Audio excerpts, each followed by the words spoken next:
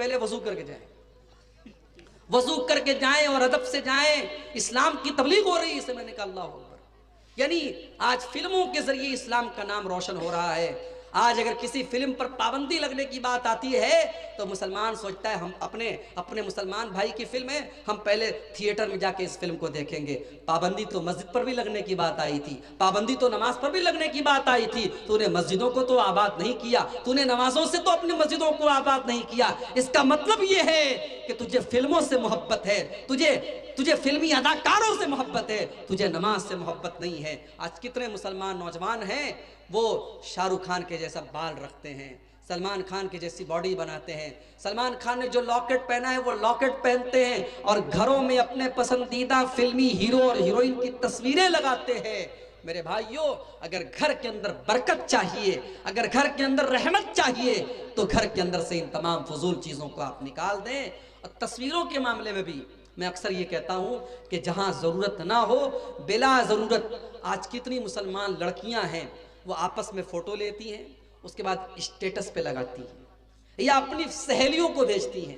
معاف کیجئے، مردوں کے لیے تو ایک حد تک ضرورت تک فوٹو کھینچنے کی اور فوٹو رکھنے کی گنجائش بنتی بھی ہے، لیکن عورتیں اگر اپنی تصویریں لے رہی ہیں اور وہ تصویریں اپنی سہیلیوں کو اور اپنے رشتہ داروں کو بھیج رہی ہیں اور اس بات کا ڈر ہے کہ وہ تصویریں دوسرے غیر محرم مرد بھی دیکھ سکتے ہیں، تو یہ بہت بڑی بے حیائی ہے اور اس سے ہمیں اور آپ کو بچنا چاہیے. اللہ نے قرآن میں فرمایا ان الذین یحبون ان تشیع الفاحشۃ فی الذین آمنوا لهم عذاب علیم فی الدنیا والآخرہ.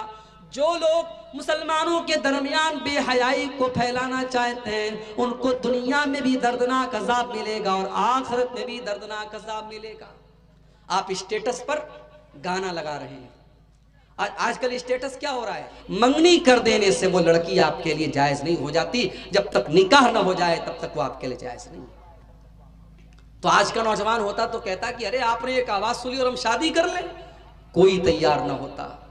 مگر حضرت عمر کے بیٹے حضرت عاصم نے کہا اے ابا جان، اگر آپ نے دیکھا ہے کہ وہ لڑکی دیندار ہے، شکل و صورت سے اور اس کے خاندان سے اور اس کی دولت سے مجھے کوئی مطلب نہیں، اگر واقعی میں وہ دیندار ہے اور ایمان والی ہے اور تقوی والی ہے تو ابا جان میں اس سے نکاح کرنے کے لیے تیار ہوں. اور حضرت عمر کی بہو بن کر کے وہ عورت آتی ہے. اور میرے بھائیوں، جب گھر میں دیندار عورت آتی ہے تب گھر کو چار چاند لگ جاتے ہیں. وہ عورت حضرت عمر کی بہو بنتی ہے اور پھر اسی عورت کی نسل سے آگے چل کر کے اللہ کا ایک نیک بندہ پیدا ہوتا ہے جسے دنیا عمر بن عبدالعزیز کہتی ہے. اور حضرت عمر فاروق کا ان کا دوسرا روپ دنیا کہتی ہے کہ دوسرا عمر دنیا کو اگر ملا تو عمر بن عبدالعزیز کی شکل میں ملا.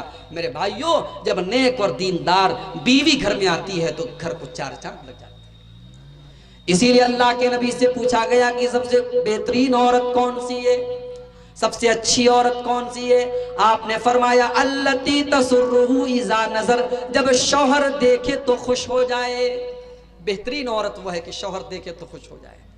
یہاں تو بیوی جلسے میں جا رہی ہے تو پوری بن سور کے جا رہی ہے، شادی میں جا رہی ہے تو بالکل نئی والی ساڑی نکال کر کے اور پورا میک اپ کر کے اور 1 گھنٹہ آئینے کے سامنے بالکل اپنے چہرے پر دنیا بھر کے میٹیریل لگا کر کے.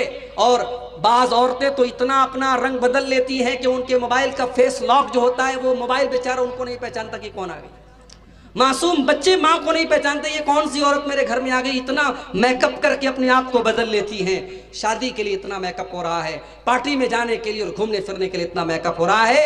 اور شوہر بیچارہ جب گھر میں آتا ہے تو وہی پسینے کی بدبو ہوتی ہے، وہی مسالے کی مہک ہوتی ہے، وہی تیل سے سنا ہوا بدبودار کپڑا ہوتا ہے. میری ماں اور میری بہنوں، آپ کی زیب و زینت شادی کے بعد آپ کی زیب و زینت کا حقدار آپ کا شوہر ہے. اگر شوہر کے لیے آپ نے اپنے آپ کو سجایا اور سنوارا نہیں ہے تو معاف کیجئے، آپ ایک بیوی کا حق ادا نہیں کر رہی ہیں. اللہ کے نبی نے فرمایا بہترین عورت وہ ہے کہ شوہر دیکھے تو خوش ہو جائے. وَتُطِيعُهُ إِذَا أَمَرَ، اور شوہر جب کوئی حکم دے تو بیوی مانے. وَلَا تُخَالِفُهُ فِي نَفْسِهَا وَمَالِهِ بِمَا يَكْرَهُ، اور شوہر کی فرما برداری کرے اور اپنی عزت و آبرو کی حفاظت کرے اور شوہر کے مال کی حفاظت کرے. آج ایسی عورتیں ہمارے گھروں میں آ جائیں تو گھروں کو چار چاند لگ جائیں.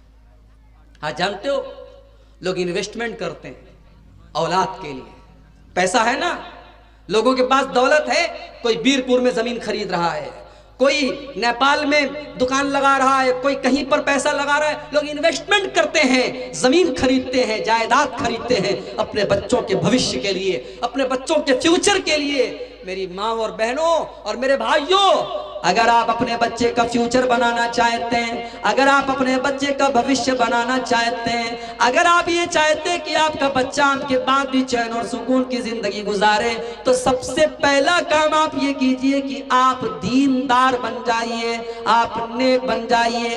ماں باپ کی نیکی کا بدلہ ان کی اولاد کو ان کے مرنے کے بعد بھی ملے گا۔ اگر آپ نیک بن جائیں، اگر آپ دیندار بن جائیں، ماں اگر دیندار بن جائے، باپ اگر دیندار بن جائے، تو اس کی نیکی کا بدلہ اس کے بچوں کو اس کے مرنے کے بعد بھی ملے گا۔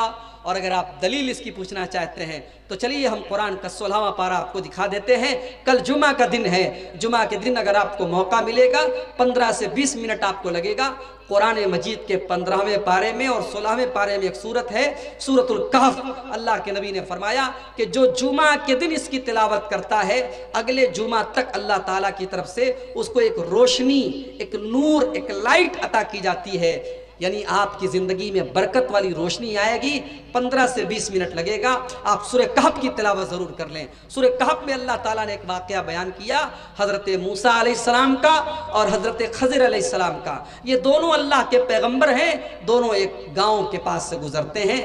گاؤں کے لوگ بڑے کنجوس ہوتے ہیں، گاؤں کے لوگ بڑے کنجوس ہوتے ہیں، مہمان کے ساتھ بدتمیزی کرنے والے ہوتے ہیں۔ حضرت موسیٰ اور حضرت خضر دونوں بھوکے پیاسے تھے، دونوں نے کھانا مانگا، بھوکے پیاسے تھے، کھانا مانگا۔ گاؤں والوں نے کہا کہ ہم کسی اجنبی کو کھانا نہیں کھلاتے، انہوں نے کھانا نہیں کھلایا۔ دونوں بیچارے تھکے ہارے بیٹھے تھے۔ حضرت خضر نے دیکھا کہ ایک مکان کی دیوار ٹیڑھی ہے اور گرنے والی ہے۔ حضرت خضر کو اللہ تعالیٰ نے بہت پاور دیا تھا، طاقت دیا تھا، انہوں نے کھڑے ہو کر کے دیوار کو سیدھا کر دیا۔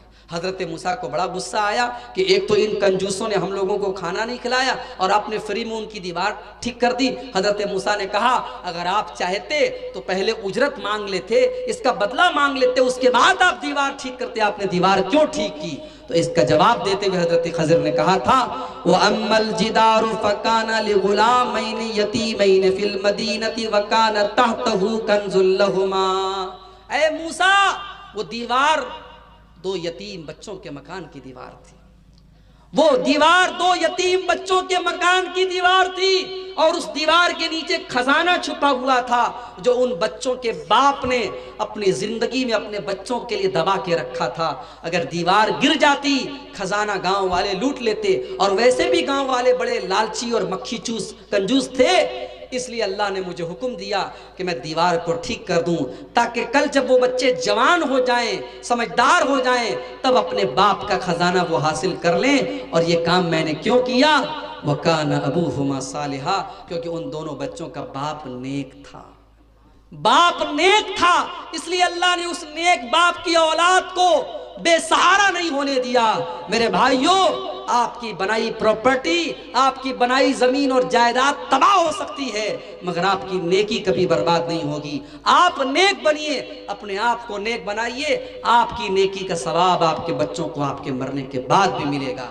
آج کتنے لوگ ہیں اولاد کو اس لائق بھی نہیں بنایا، اولاد کو اتنا بھی نہیں پڑھایا اور لکھایا اور اس لائق بھی نہیں بنایا کہ ان کے مرنے کے بعد ان کی جنازے کی نماز ان کی اولاد پڑھا سکے۔ میرے بھائیوں، ایسی اولاد سے تو بے اولاد بہتر ہے۔ جو اولاد کل کھڑے ہو کر کے آپ کی لاش پر کھڑے ہو کر کے جنازے کی نماز نہ پڑھ سکے، ایسی اولاد کا کیا مطلب ہے؟ اپنی اولاد کو نیک اور دیندار بناؤ۔